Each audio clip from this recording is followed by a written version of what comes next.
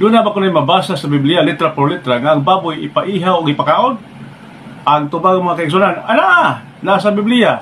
Niya sa The Voice Bible sa iyang Bisaya version, gingon, buhat Gs 12, kini nga sulanan na puno sa mga mananap, nga upat ang tiil, mga linalang, nga mukamang, o mga langgam, mga baboy, mga kabog, mga bitin, mga baki, o mga buitre.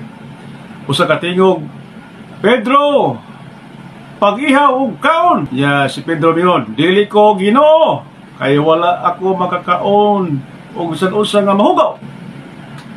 Ang Ginoo mitubag, kunang Dios nagtawag sa usa ka butang nga kitugutan og limpyo, dili nimo kini tawgon nga gidili og hugaw. So mga kaigsunan, limpyo na gid ning mga baboy mo na nga pwede na di ni siyang kanon kay limpyo na.